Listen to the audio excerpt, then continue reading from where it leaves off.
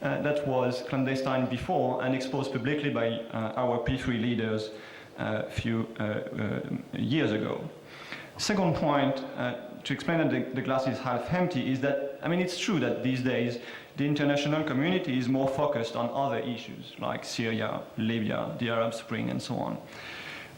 It's true also that oil prices are high, as Matthew mentioned, and have a negative effect on our sanctions efforts. It's true also that we have a safeguard system in the IAEA that did not detect the Syrian reactor while it was built on time. And it's true that it's far away from here, but that's also a major challenge. North Korea continues not only its program and its provocations, but is also a key regional and worldwide proliferator. That's for the half-empty glass. But at the same time, the glass is also half full, because we have a very broad international coalition against Iran. And rare are the countries, for example, today, that still question the very nature and the very objective of the Iranian nuclear program. And in that sense, the last NPT REFCON, that was not very liked in this country for some reasons, is not a bad story here. The sanctions that we have imposed collectively on Iran are the harsher ever. I mean, we are used to have US sanctions, and Iran is used to have US sanctions on it for decades. But it's not used to have these harsh European sanctions, especially. And these sanctions, as Matthew mentioned, they really bite. They really hurt the Iranian regime and the Iranian economy. And at the same time, we also have an Arab Spring that makes it clearer that the Iranian regime is kind of circling the wagons and has not found any answer to the legitimate will of its population, but repression, isolation, dictatorship.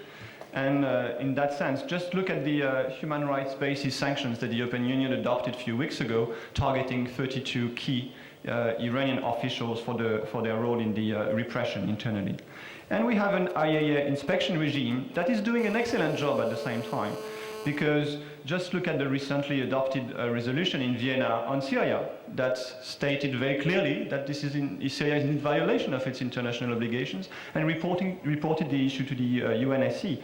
Look also at the IAEA reports on Iran that clearly highlights, for example, the possible military dimension of the Iranian nuclear program. We have an internal situation in Iran that is not very promising for the country, economically and politically. And we have a new emphasis because of the Iranian program, because of the Syrian crisis, because of North Korea, on counter-proliferation efforts and on the very importance of the international controls over very sensitive technologies. So we need, I think, to keep a cool head and look at the situation as it is when it comes to the assessment of the non-proliferation regime. These are mixed results. For the future, and this is my second point, it's absolutely sure that if we want the nuclear proliferations to stop, then the critical and core issue is Iran. What will happen in 1 year or in 6 months, I think nobody knows. But what I would say here, to complement what Matthew just mentioned, is that as a government, as France, but as many other governments, we know a few things that shall not happen and that will not happen. And I would say 3 or 4. The first is we shall not renounce our core objective. Because for our own security, for the stability of the region, and for the effectiveness of the international system, Iran shall not be entitled to have the capacities to build quickly deliverable nuclear weapons, and it shall simply not get its hand on a nuclear device. So now is not the time to second-guess this point, as some does in some quarters of the world. Second point, we shall not move away from a clear path, and this is the one of an increased pressure on Iran every day, to make it understand that the route that the regime has taken is an impasse. Sanctions in a consistent, persistent, determined manner on human rights and proliferation basis is our immediate future and is Iran's immediate future. Same thing, now is not the time to imagine fallback options. The first thing I would say is that we shall of course not close the door to dialogue and negotiation by principle. And we, as Europeans, we stand by this open door, and Iran can choose to walk in whenever it wants. It knows the benefits that it could get, but we are not naive at the same time, and we know very well that it needs two to tango. And we are not interested, as Europeans, in kind of a simulation of dialogue over peace in the global universe. What we are interested in is real, sincere, good faith negotiations on the core issue, which is the nuclear crisis. So Iran today, this is a very basic assessment, does not seem to be ready to tango. So now is not the time to rush towards new proposals, as I've heard in some quarters of the world also. And fourth point, which might be more debatable, is we shall not, I think, and we as a government, we shall not speak publicly right now of alternative scenarios, like containment or pure deterrence or whatever scenario you wish. Because of two reasons, I think. First, we have not identified any alternative scenario than the dual track strategy that Matthew mentioned that would be satisfactory to us.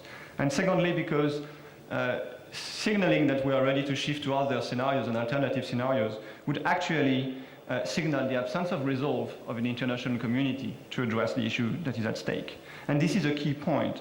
It's normal for policymakers to contemplate alternatives to any policy, but really now is not the time to shoot ourselves in the foot by talking publicly about other options or about technical timelines, for example, because that discussion will have no other effect than undermining our own credibility. So what we have in front of us is therefore kind of a steady increase of economic and political pressure on Iran if it does not deviate its course. And here I would just mention what Alain Juppé just mentioned in his recent op-ed, and it was published in the Israel this very morning. We do not forget Iran. After Libya, after Syria, in the middle of the Arab Spring, Iran cannot be the only country left out of our human rights and democratic concerns in the entire region, and it will not. The last set of remarks that I would like to make, and I will sum up quickly, is on nuclear disarmament, proliferation crisis in the region, and the civilian nuclear programs post-Fukushima. Because two questions here. Does stopping nuclear proliferation require that we abandon peaceful nuclear energy, or that we have a world free of nuclear weapons first? And unfortunately, on these two questions, things are much more complex. Because as Sarkozy said in 2009, I mean, we live in a real world, not in a world of postures and communiques, and it takes us decisions.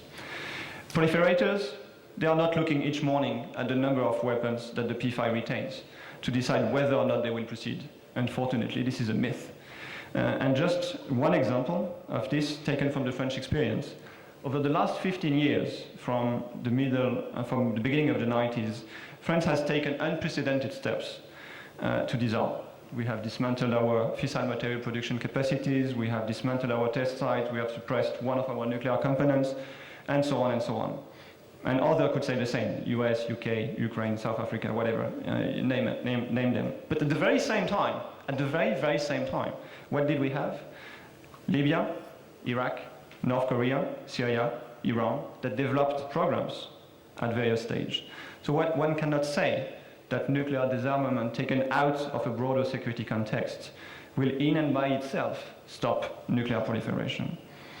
But we know for sure that unchallenged nuclear proliferation would be a direct blow at disarmament and stabilization efforts. As it makes the region, and this very region, less secure and less stable, it hinders possible disarmament measures.